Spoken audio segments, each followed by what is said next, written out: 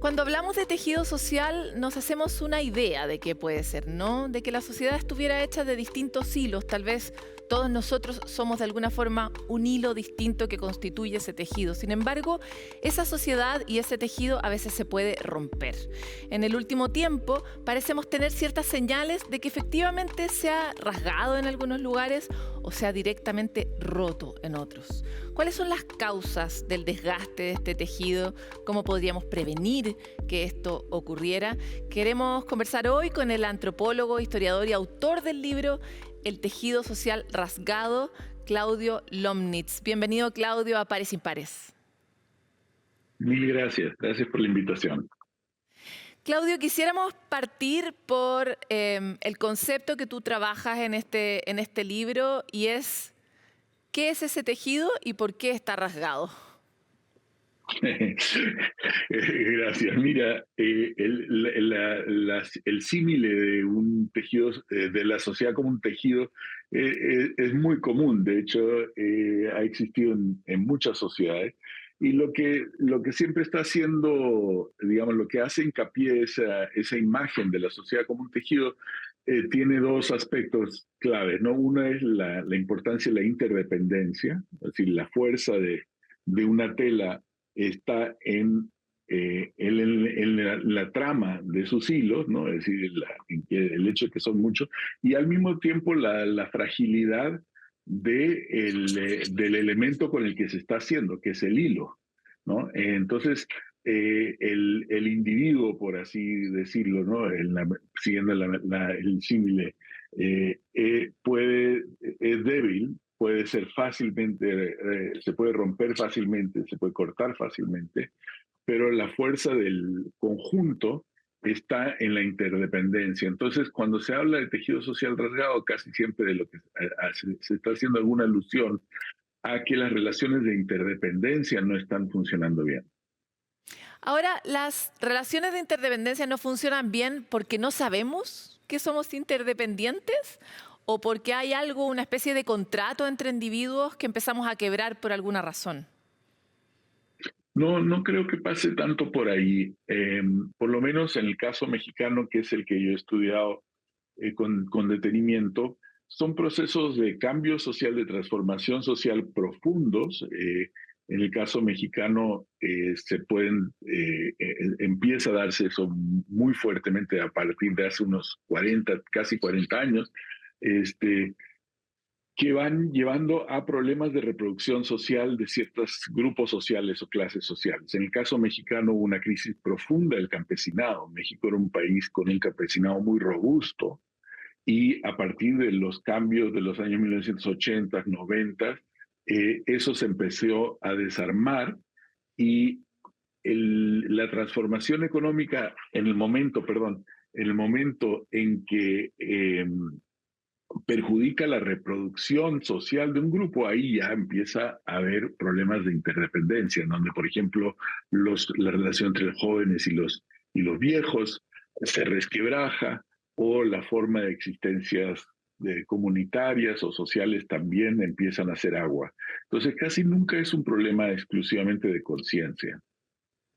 Ahora, de alguna forma hemos visto y hemos asistido a la tragedia que ha ocurrido en México con la captura de distintos lugares de México por parte del narcotráfico, y lo vemos o lo hemos visto siempre como una película de la que no somos parte. Sin embargo, hoy América del Sur y particularmente Chile ya tiene muchas pistas de que estamos en una ruta que parece ser la misma. Entonces, sobre la Hay que base de tener tu experiencia en México y de cómo has conocido el problema del narco, cómo el narco ha infiltrado, ha trastocado y ha transformado los roles dentro de la sociedad, de quién hacía qué, ¿no? ¿Qué hacía el Estado, qué hacían las personas y ahora qué hace este nuevo actor? ¿Qué nos puedes contar de qué se puede prevenir y de cuáles son las señales más graves de eso? Creo que sí hay que ocuparse mucho de ese tema. No hay que exotizar las realidades que se dan en diferentes partes del mundo y pensar que una realidad X nos es totalmente ajena porque el lugar es muy lejano, México es muy lejano a Chile o lo que sea. Pues sí es lejano y sin duda va a haber diferencias y cosas que no van a suceder nunca en un lugar y que suceden en el otro. Simplemente la geografía, el lugar de México en la geografía es muy peculiar. La importancia de la presencia mexicana en los Estados Unidos es muy, muy grande y todo eso, digamos, favoreció que surgieran muchas economías ilícitas muy robustas en México, ¿no? Este, pero aún así, sí me parece que puede haber señales de alerta para una serie de otros países, incluido Chile. Y uno de los factores que eh, creo que hay que ir pensando y viendo es la manera, la relación entre el Estado, la policía, no solo la policía como institución, sino la policía como el hecho de hacer policía, de ordenar el espacio público.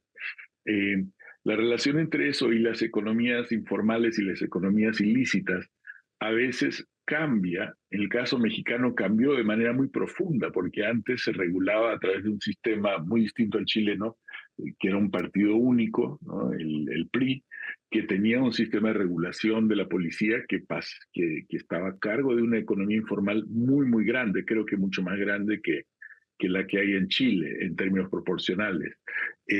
Entonces, eso empezó a hacer agua en los años 1980, 1990, no se le dio la atención que necesitaba, y eso dio pie realmente a que se usara la violencia cada vez más como instrumento para regular los mercados, no solo el narco, es decir, nosotros usamos la palabra narco a la hora de hablar de lo de México, porque el mercado de las drogas tuvo un papel muy importante en la transformación social de México, como un poco, yo he hecho un poco la analogía con la importancia del descubrimiento de la plata y el oro en América para la historia del capitalismo en Europa en el siglo XVI. Son mercancías muy específicas que tuvieron un papel detonante. Las drogas tuvieron un papel detonante, pero en este momento eso que llamamos narco en México ya realmente no es nada más narco, es cobro de derecho de piso, es tala ilegal, es pesca ilegal, es minería ilegal, eso son muchísimas cosas, no es ya nada más droga. Entonces hay que tener mucho cuidado con el papel del Estado en la regulación de las economías ilícitas y de las economías informales. Me parece muy interesante lo que plantea respecto de que en realidad estamos hablando de todos los mercados negros, no solo del mercado asociado a las drogas, ¿no? Em, y sobre todo porque parece ser que la pandemia fue una gran oportunidad para que esos mercados se pudieran expandir. Acá en Sí. Sudamérica hemos visto mucho el avance de los mercados negros entre medio de las selvas, entre medio de los ríos que atraviesan Sudamérica, lo vemos en la zona de Argentina, en la Amazonía, y acá en Chile a través de nuestros distintos pasos también vemos cómo esos distintos mercados se están articulando. Ahora, Ujú. suena evidente que el Estado podría llegar a tener un rol en contener eso, pero también es bastante claro que el Estado ha ido más bien retrocediendo. Entonces, ¿cómo ves Sí. tú esta tormenta perfecta y cómo uno deshace la tormenta perfecta para poder recuperar de alguna forma el control y el cuidado de esos espacios que han sido tan absorbidos por estos mercados? Mira, a mí me parece, son las grandes preguntas las que estás haciendo y no son preguntas que yo pueda responder muy bien, porque pienso que este es un problema realmente grande que requiere un esfuerzo colectivo. Yo he estado, digamos, tratando de agregarle un granito de sal desde la antropología, un poco desde la historia contemporánea, pero encarar este problema sí no es algo que se va a resolver porque en la cabeza de algún estudioso se dijo tal cosa o tal otra. Es una cosa que se tiene que resolver con gente que entiende política pública, que entiende economía, porque estamos hablando de economías muy grandes o que pueden ser potencialmente muy grandes. Eh, y es necesario hablar con gente que sabe de derecho y es necesaria gente, y me parece que sepa de sociología, antropología, la forma en que se articulan estos procesos sociales. Entonces, eso es lo primero. Creo que hay que darse cuenta del tamaño del reto, hay que empezar a aceptar el tamaño del reto. Eso me parece, por cierto, que no sucedió en México y sería algo que se podría evitar en Chile. Es decir, darse cuenta del tamaño del reto de lo más temprano posible y empezar a armar grupos de política pública, de discusión democrática, en el caso chileno, de discusión democrática en los partidos políticos, no subestimar el reto, porque parte del problema es que lo que llamamos normalmente violencia, pues que son muchas cosas en realidad, eh, tiene también la capacidad de ser políticamente productivo. Es decir, la violencia es políticamente productiva.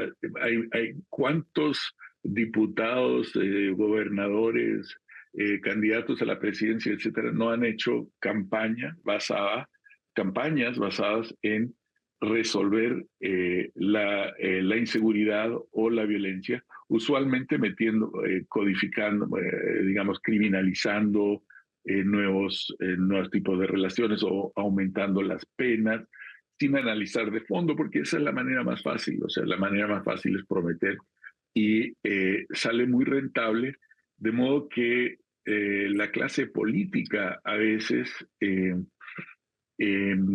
vive un poco de este problema, y perdón que lo ponga de esa manera eh, eh, eh, tan preocupante. Felizmente no toda la clase política vive de eso, pero existen sectores que viven de eso, y eso a veces interfiere porque lo milita a favor de la simplificación y por lo tanto de la subestimación del tamaño del problema. Claudio, lo que describes, aunque suene fuerte, es muy real, ¿no? Lo vivimos los ciudadanos y lo experimentamos, lo vemos en la tele nacional, en la tele internacional, lo vemos en la vida cotidiana. ¿Cuánto rinde la violencia o rinden los discursos confrontacionales? Quisiera avanzar hacia un granito, tal vez no de sal, tal vez de pimienta, tal vez de, no sé qué sabor tendrá la esperanza, pero pongámosle ese sabor. Eh, ¿Cuáles son los aliños que puede poner, por un lado, la ciudadanía y la buena política para poder volver a tejer el tejido? Mira, lo que yo he visto en México es que ha habido como dos grandes tendencias, maneras de enfocar el tema de la violencia y del crimen organizado. Eh, una es digamos, de mano dura criminalización asociada en México con la presidencia de Felipe Calderón, la declaración de una guerra contra el narco en el año 2006. Eh, esa ruta tiene el problema de que no necesariamente está realmente haciendo referencia a la economía que está dando pie a esas actividades. Entonces tú no puedes nada más combatir la violencia sin hacer un análisis detallado de la economía que se está generando y que se está ordenando con violencia. Entonces ese es el problema de una. La otra, que es la que, digamos, ha representado el presidente López Obrador con su rima esta de los abrazos y no balazos, que desgraciadamente me parece que lo que es una rima y no una política. Lo que plantea es, bueno, el narco, para usar el lenguaje que se usa en México, el narco son también mexicanos, son también parte para usar el discurso de López Obrador, parte del pueblo. Entonces, y están haciendo esto se les atribuye una motivación, ¿no? Por necesidad, ¿verdad? Se atribuye una relación causal entre pobreza y esa economía, y esa relación causal no se analiza, por cierto, ni se ha estudiado. Y entonces yo lo que voy a hacer es usar las Fuerzas Armadas y todo eso como una especie de elemento de mediación eh, y de tratar de, digamos, apaciguar un poco los ánimos sin meterme a una lucha frontal. Ninguna de las dos estrategias funciona. Eh, las cosas se han agravado en el sexenio de López Obrador, ¿no? Que ya está terminando, termina ya este mes. Eh, y tampoco se resolvieron con las políticas de mano dura del régimen anterior. Entonces, ¿por qué? Pues porque es difícil encarar el hecho de que tienes economías que tienen, digamos, que están siendo reguladas con la violencia, es decir, con la, se puede decir, con la privatización de la seguridad. Pensémoslo así, la violencia. La privatización de la seguridad. La seguridad deja de ser un bien público, que es lo que tiene que ser. Y de pronto está en manos de un cártel que va a decir, bueno, te voy a cobrar tanto por, en el caso mexicano, de pronto, por cosechar tu cosecha de limones, ¿no? En el estado de Michoacán. Y son ejemplos reales, ¿no?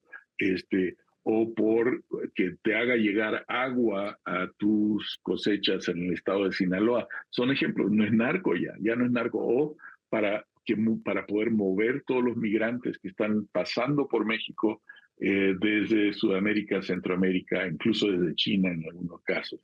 Entonces, la economía se empieza a diversificar. ¿Por qué? Porque la violencia se está usando para regular un mercado y el Estado, como dijiste, se ha echado para atrás. Es decir, el Estado se echa para atrás y ya no garantiza la seguridad como un bien público. Entonces, a mí me parece que lo primero que hay que pensar, tanto como comunidades como a nivel de Estado, es que la seguridad se tiene que mantener como un bien público, no se puede privatizar la seguridad. Mira, suena muy, muy difícil. Ojalá que podamos avanzar Es difícil. en esa materia. Claudio, te quiero agradecer mucho por esta conversación con Pares Impares, que nos reúnan en el futuro mejores noticias para América Latina. Ay, ojalá que sí, y la verdad yo tengo mucha esperanza, a propósito de la esperanza, de que en Chile se puedan hacer, y confianza incluso, de que en Chile se puedan hacer un poco mejor las cosas. Ojalá que así sea, en verdad. Que así sea, Claudio. Muchas gracias, nos vemos. Nos vemos, chao.